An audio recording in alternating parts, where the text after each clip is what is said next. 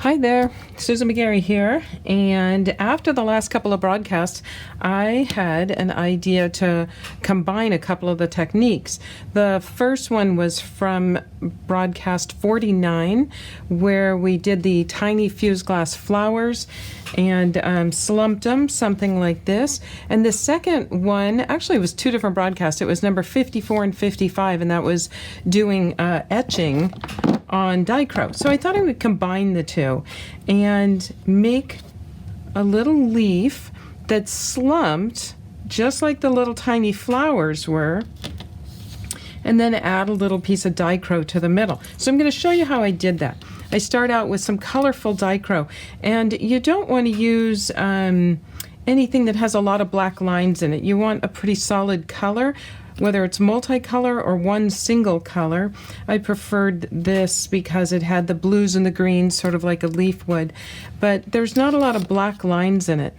So I'll show you what I did. The first thing is, let's see if you can see that. Kind of hard to see Dichro, so I'll do my best here, is I took a marker and drew a basic outline of a leaf. And if you have a white marker, you can always do it on the back. The next step is to cut it out.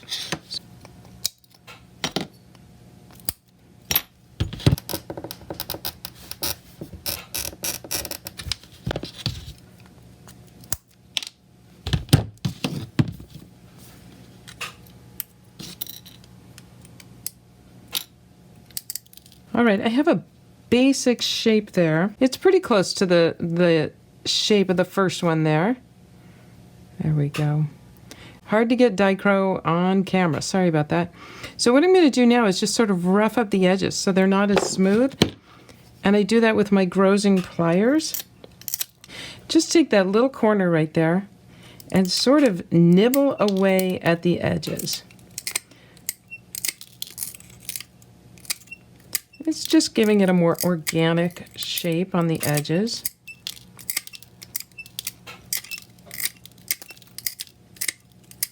And I'm not pushing down too hard. I'm grabbing it with the corner and then just sort of tilting off.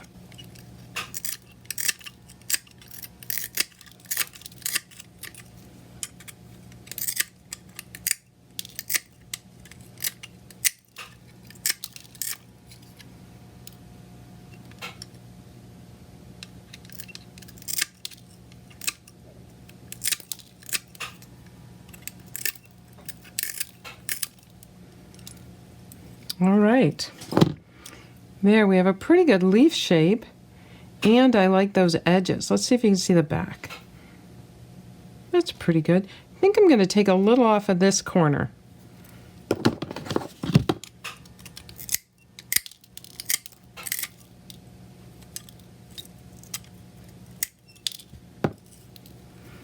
Refine it a little bit.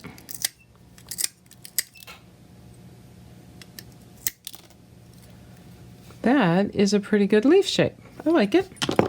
Okay, I've got my work area cleaned up, and I've put this on a little bit of a tilt on here on my tools so that you can see the pattern. It's difficult to see if I lay it flat to see the Dichro, but at least you can see that it's the basic shape. And from here I'm going to draw the areas that I'm going to etch away, just like that first leaf. And I'll leave it tilted so you can see the drawing on the Dichro. But I'm going to start with a center point. That's going to be my center point. And from there, I'm going to go up,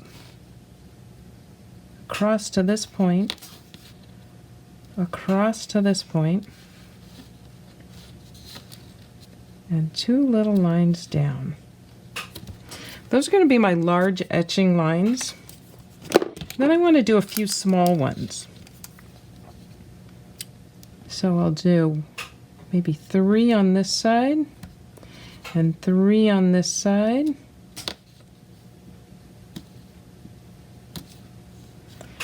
And then I'll do a couple off of this one. And one little one off of these bottom ones. There we go. I'm going to use 2 different drill bits to etch away that Dichro. And the first one's going to be this big one. Can you see that size? That'll be for these main lines that I used my large Sharpie on. Then I'll switch to this tiny bit to do all these tiny lines, the detail lines. So what we need is a pan of water, not too deep. I'm going to put this at an angle so that you can see that dichroic while I'm etching. I'm going to turn this on at half power, maybe a little more.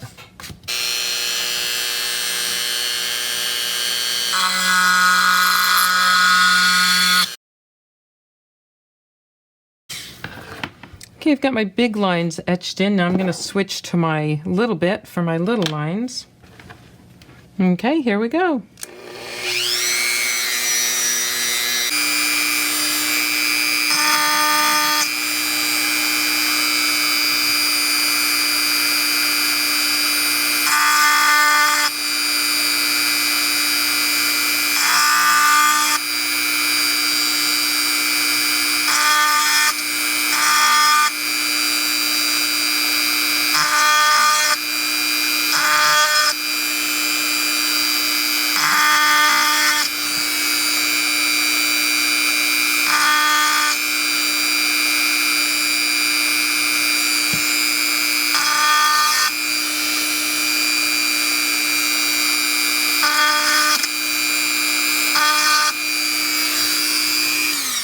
As you saw, I didn't follow those lines exactly. Used a little creativity there.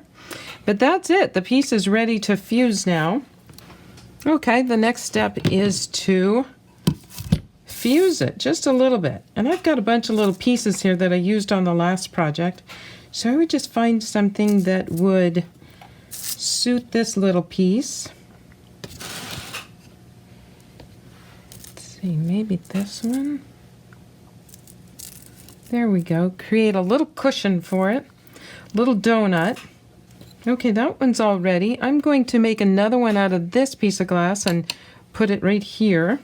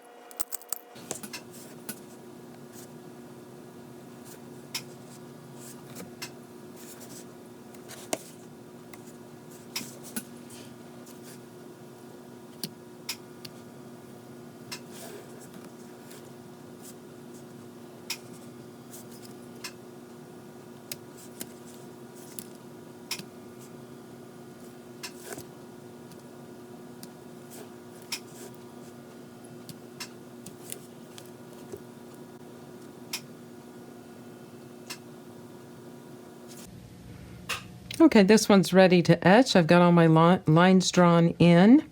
I've got my big round drill bit ready to go. Drop this in the water and here we go.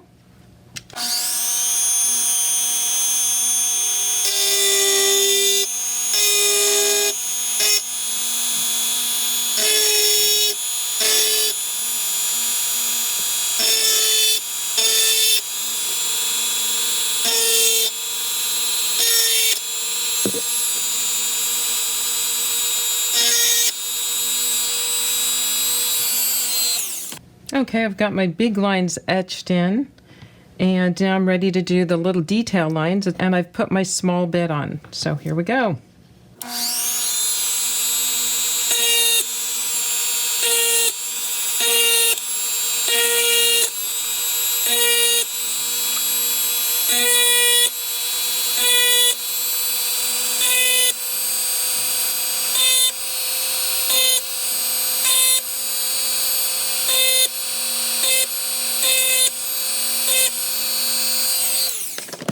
So now I'm just going to rinse this off and clean off all those black marker lines.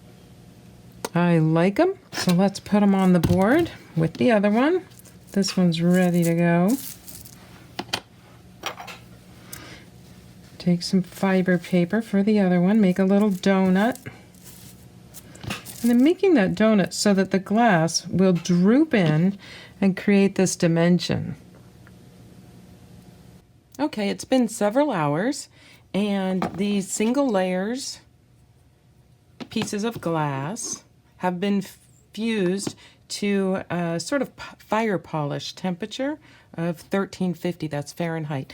So for these I did 500 degrees an hour Fahrenheit to 1350, and I held for 10 minutes. And in Celsius, that's 260 degrees Celsius to 730 degrees Celsius, and I held for 10 minutes.